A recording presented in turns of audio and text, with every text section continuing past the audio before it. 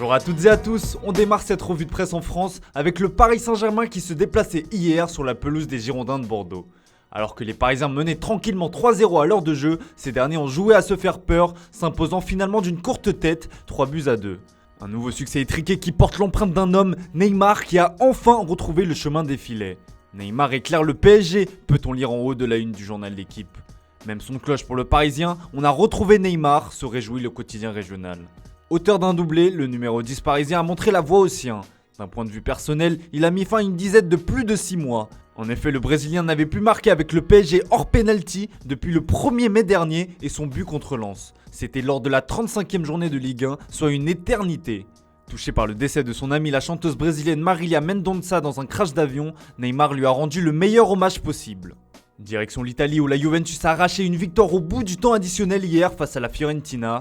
Une victoire acquise grâce à un exploit individuel de Juan Cuadrado après un slalom dans la surface. Jouissance au Cuadrado, s'exclame Tuttosport dans son édition du jour.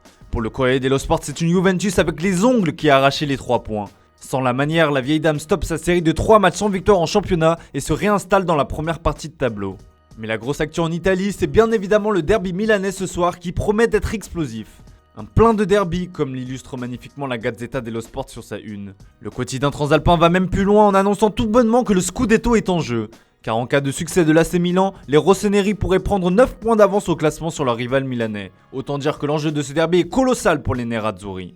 On file désormais en Espagne avec le Real Madrid qui poursuit son bonhomme de chemin en tête, non sans difficulté néanmoins puisque les Madrilènes ont dû batailler fort pour prendre les 3 points face au Rayo Vallecano d'un certain Falcao, une nouvelle fois buteur. Pour le quotidien espagnol AS, c'était un leader à 2 visages.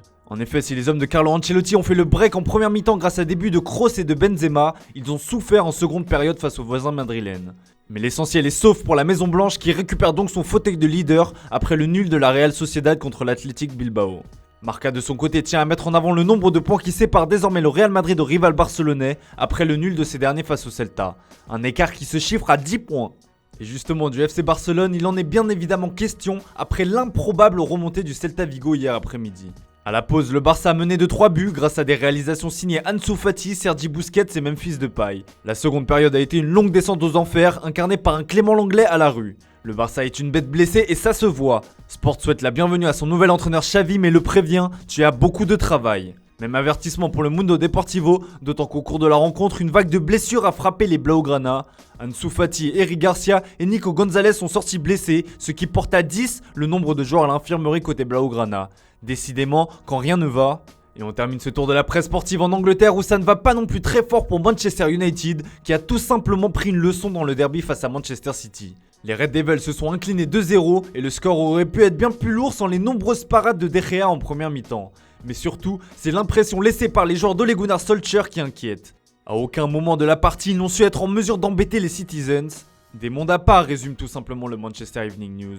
Le Daily Mirror remue le couteau dans la plaie avec un titre qui ne devrait pas plaire aux supporters des Red Devils, homme contre garçon. L'entraîneur en prend aussi pour son grade. Olé brisé, écrit le Sunday Express, alors que le Sun de son côté demande tout simplement la tête d'Ole Gunnar Solskjaer. Mais malgré cette nouvelle désillusion, le tacticien norvégien devrait rester encore un peu de temps sur le banc de Manchester United. L'intéressé assure qu'il a encore le soutien de ses propriétaires. La trêve internationale devrait lui donner un peu de répit, à moins qu'en haut lieu, on ne décide d'accélérer pour lui trouver un remplaçant. Voilà, c'est tout pour aujourd'hui. Merci pour votre fidélité. On se retrouve dès demain pour de nouvelles vidéos sur Foot Mercato.